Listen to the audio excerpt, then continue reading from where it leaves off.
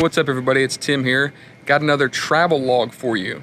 In building out private label products, always good to think outside the box. You guys know I preach that. So I'm actually getting on a plane tonight, heading out to Vegas for the licensing expo. What happens there, all these brand owners, these copyright owners, image owners, come and work deals with you to use their images, their logos, their brands. So what if we could take like a well-known, like let's say a superhero comic book image, stick it on a generic lunchbox that we can get made in China like any other private label product. Now our keywords are focused on the character and not the lunchbox. Could be a game changer. I don't really hear anybody else talking about it, but I'm gonna go through this journey, find out what it's all about, take you guys along with me. All right, see you shortly.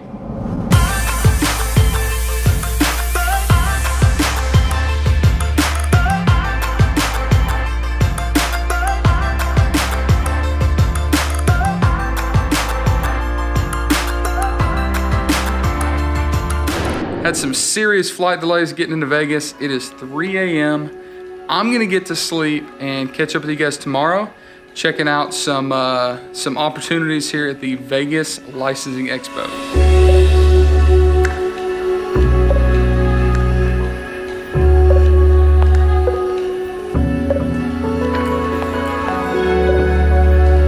Day number 2, got a whopping like 3 hours of sleep. Headed down to get some meetings and work done in my private workspace today, which is a pool cabana. One of the cool things about Vegas.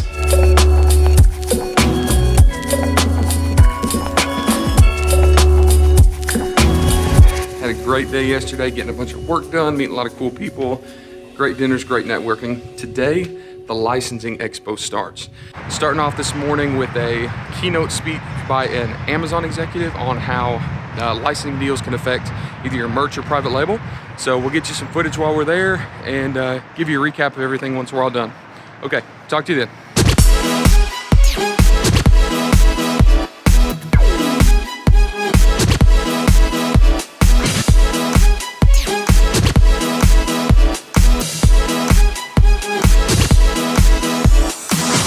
Just sat through a session where a vice president of Amazon announced a new program that is linking small content producers with large brands.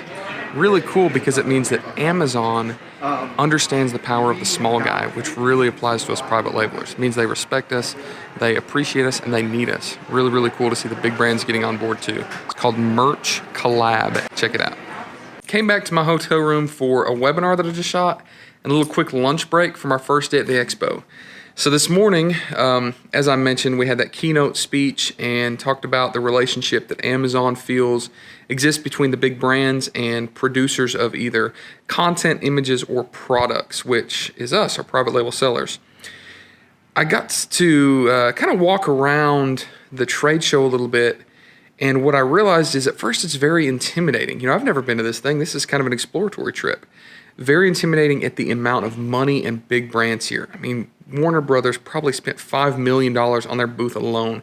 Huge money. Of course, that's not where we want to kind of do business in. We want to kind of fly under the radar, take on some stuff that's less expensive to get into, less expensive to buy the license deals on, to print on our products. Once we get through the really overwhelming, like big brand sections, there was brands all in there, these small booths, like on the outsides, the cheaper floor space, I would say.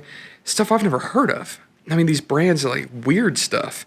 These cartoon characters or different, anything, comic characters all the way to, I keep saying characters, but all sorts of different stuff. Toys, images, and stuff I've never heard of, like I said. So I came back to the room, we just shot this webinar, and I started searching some of this stuff. Some of it has cultic followings. Like, not, I don't mean that in a bad way, but like really, really dedicated fan bases. And there's nothing on Amazon. I mean, if you go and search these characters, these series names, not a single thing pops up that's anywhere related to it. So now I think that kind of validates my thought, was that we can drive traffic to our product by putting something on the product, printing an image or a trademark or a logo on our product that people are actually searching for. So instead of the search volume being dedicated to our product, it's just what's on it. So Took a little lunch break, headed back to the show. What we're going to attempt to do now is start interacting with and approaching some of these smaller booths, these smaller image brand owners, and find out what it would take to get basically licensing deals set up with their images on our products, and then come back and start researching search volume and try to reverse engineer this whole private label thing, or not reverse engineer it, but put a different engineering technique to practice and see if we can come up with a way to drive traffic to our products. So I'll shoot some more footage. I'll give you a recap when the day is over, and I'll see you shortly.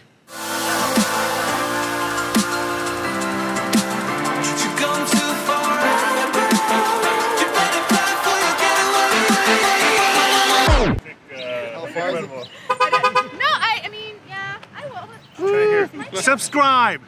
Subscribe! Right now we're currently going to Frankie's Tiki room. Sorry, he's always got the damn camera out. Always with the camera. Derailed.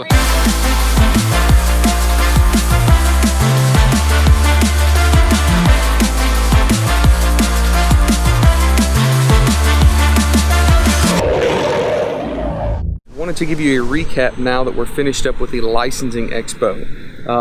Just wrapped up really a good learning experience, as you can imagine. Anytime that I hop on a plane and go do something new, I always learn something. Even if I don't have a wild business success, I get information that will benefit me in the long run.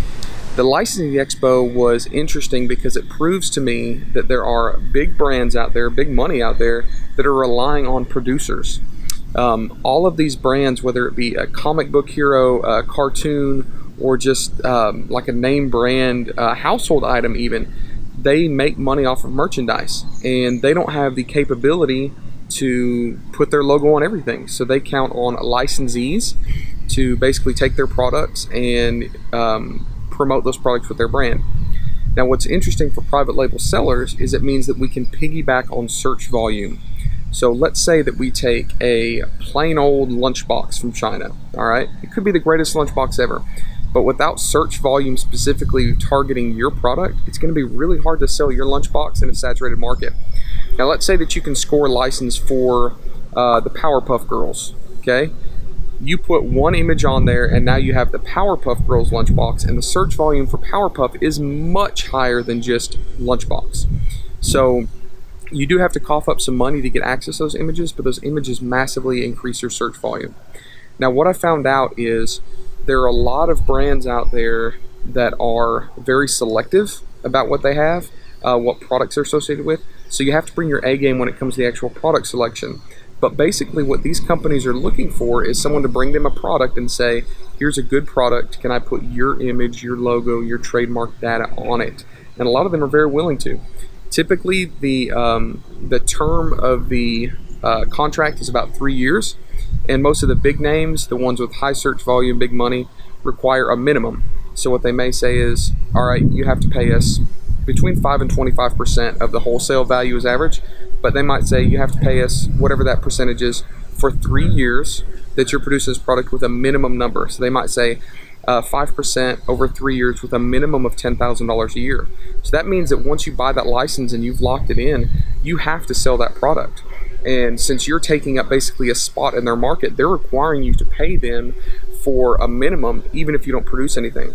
So you really got to do your homework. You've got to be prepared. You're going to have some money to do it. But if you can do it, the potential is massive.